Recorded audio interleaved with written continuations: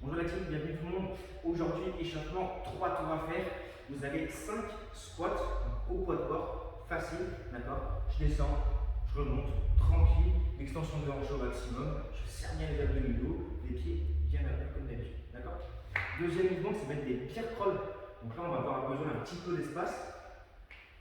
Alors, vous êtes à quatre pattes, vous allez commencer par placer les mains sous la ligne d'épaule, vous allez décoller les genoux du sol à quelques centimètres seulement, et là simplement vous allez avancer, vous allez faire quelques pas vers l'avant, donc il y a bien sûr la coordination qui va avec. Donc si j'avance le bras gauche, c'est le genou gauche qui suit, et inversement. Et du coup vous revenez après à votre position initiale, pareil. Ok. Donc vous allez faire à peu près 2-3 pas vers l'avant, puis revenir dans votre position. Et ça ira très bien. On terminera ça par 20 montées de genoux. On va travailler encore sa coordination, les abdominaux bien serrés. Donc 20 par contre, je veux 20 allers-retours. D'accord. Donc si vous comptez, par exemple le genou droit, vous comptez jusqu'à 20 seulement. Et si vous montez les deux côtés, vous comptez jusqu'à 40. Voilà pour l'échauffement, pour le corps de séance, 4 tours, 45 secondes de travail, 10 secondes entre chaque mouvement.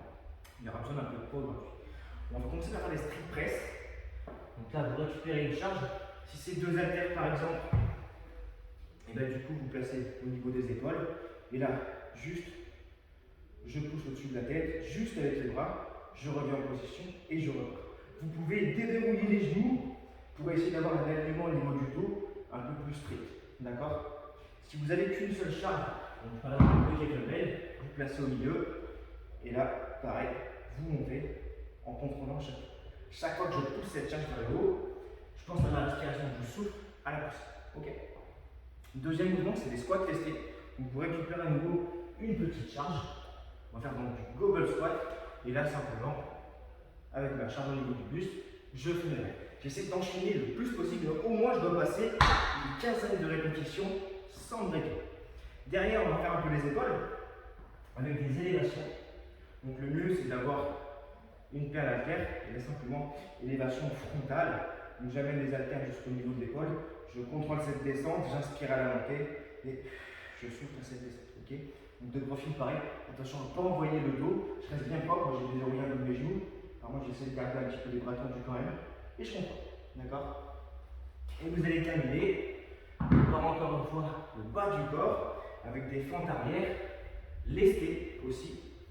Donc soit au niveau du buste, j'amène le genou en arrière du sol à chaque fois, soit avec la charge au-dessus de la tête, en overhead, d'accord. Si vous connaissez déjà ce mouvement-là, vous pouvez le faire, ok.